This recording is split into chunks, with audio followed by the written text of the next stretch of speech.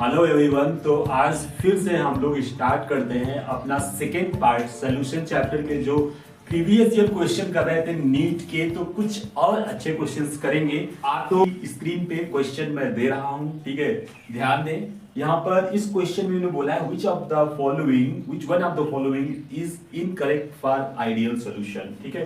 First one is delta P is equal to P observe minus P calculated by Raoult law is equal to 0. This is the first option, ठीक है, लिख लेते हैं एक बार। Second option is delta H mixing is equal to 0। Third is delta H mixing is equal to 0 and fourth option and last option is delta U mixing is equal to 0। अब यहाँ पर ध्यान दें, अगर आपका आइडियल सोल्यूशन है तो उसके लिए चाहे ऑब्जर्व वैल्यू हो पार्शियल प्रेशर की या फिर कैलकुलेटेड वैल्यू हो ना, वेपर प्रेशर आई मीन, तो सोल्यूशन का वेपर प्रेशर जो भी आप कैलकुलेट करेंगे राउट लॉ से या जो भी ऑब्जर्व होगा एक्सपेरिमेंटल होगा, दोनों सेम ही होंगे। तो यहाँ पे जो आपका दोनों का डिफरेंस होगा ये ऑब्वियस सी बात है, 0 होगा। तो this is correct. Second part में इन्होंने डेल्टा जी मिक्सिंग 0 बोला है। चलो देखते हैं इसको, पहले जो आसान है वो कर लेते हैं। आपको पता है ना delta H mixing ideal solution के लिए 0 होता है और टेम्परेचर चेंज ना होने की वजह से डेल्टा यू मिक्सिंग भी 0 होता है। तो आपका ये वाला इनकरेक्ट हो जाएगा, डेल्टा एच मिक्सिंग, ठीक है, वो आपकी 0 नहीं होगी, ठीक है। अब हम लोग अगले क्वेश्चन पे चलते हैं, ठीक है। तो अगला क्वेश्चन मैं आपको आपकी स्क्रीन पे दे रहा हूँ, एक बार उसको रीड कर ले, उसके बाद हम उसका सोल्यूशन बताएंगे। तो अभी इस क्वेश्चन में क्या बोला गया है, the van't Hoff factor for a dilute solution of strong electrolyte barium hydroxide. अब देखिए बहुत इजी क्वेश्चन पूछा गया था, 2016 का है, सेकेंड शिफ्ट का। तो बेरियम हाइड्रोक्साइड जब आयंस में जाएगा तो आपका Ba2+ बनेगा और 2OH माइनस बनेगा, ठीक है। आपको वन था फैक्टर की वैल्यू बतानी है, आप टोटल आयंस देखें 1 + 2 3 आयंस हो जाएंगे। तो इसका करेक्ट आंसर क्या हो जाएगा, आपका सेकेंड पार्ट हो जाएगा, ठीक है। नेक्स्ट क्वेश्चन आपकी स्क्रीन पे है, ठीक है, उसको रीड करें। इसमें बोला गया है which one of the following electrolyte has the same value of one-half factor as that of Al2SO4 whole thrice, ठीक है। मतलब कि Al2SO4 whole thrice के लिए 1/2 फैक्टर की वैल्यू पहले निकालिए, फिर देखिए कि किसके लिए सेम है। तो Al2SO4 एल्यूमिनियम सल्फेट, ठीक है, आयंस में जाएगा तो 2Al3+ + 3SO4 2- बनेगा, ठीक है। 1/2 फैक्टर की वैल्यू इसके लिए क्या हो जाएगी, 5 हो जाएगी। अब ऑप्शंस में अगर देखें तो पहले पार्ट में क्या है, K3FeCN6, ठीक है, K3FeCN6, ठीक है, आयंस में जाएगा 3K+ + FeCN6 3-, यहाँ पर 1/2 फैक्टर की वैल्यू क्या होगी, 4 होगी, क्योंकि 3 आयंस ही हैं, एक ही है, तो ये 4। This is not the correct answer, ठीक है। सेकंड वाला डायरेक्ट बता दो, Al3+ NO3-, तो टोटल आयंस 4 होंगे, ये भी करेक्ट नहीं है।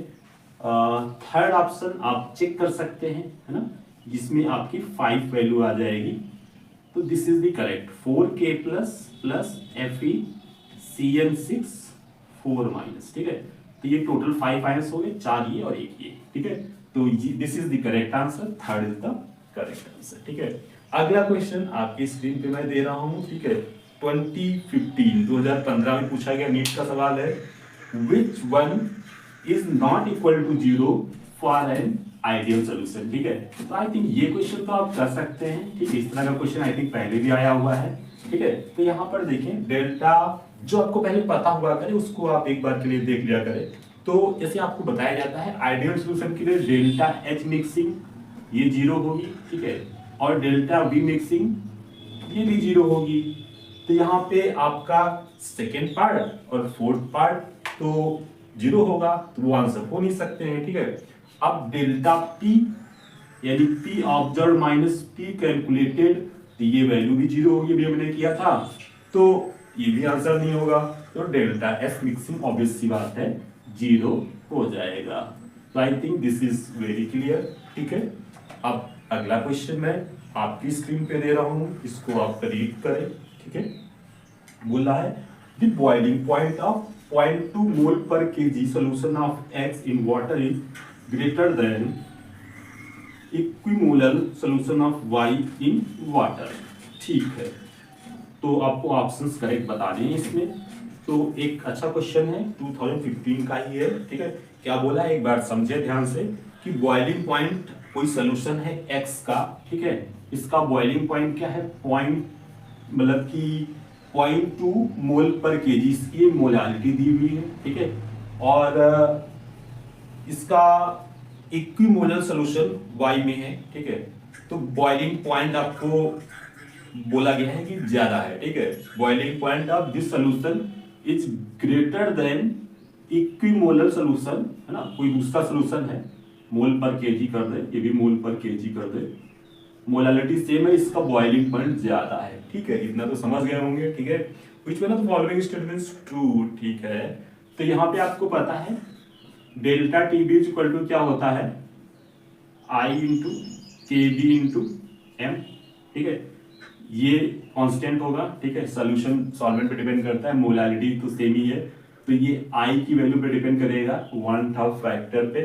ठीक है, तो आप देखिए यहाँ पे क्या ऑप्शंस गिवन है, molecular mass of X is greater than molecular mass of Y, molecular mass of X is less than. ठीक है, ये ऑप्शंस नहीं होंगे, मतलब मोलालिटी सेम है तो मोल्स सेम होंगे।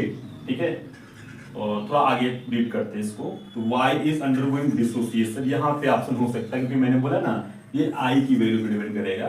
तो यहाँ पर अगर ये ज्यादा वैल्यू आ रही है यानी कि डिसोसिएशन इसका ज्यादा हुआ होगा x का ना, तो y is undergoing dissociation in water, ये गलत है, x is undergoing dissociation, option number 4 is correct actually, तो इसका आंसर 4 हो जाएगा।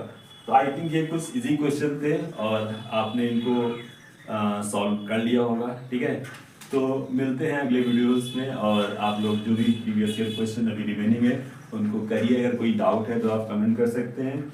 चलिए, okay bye, thank you so much.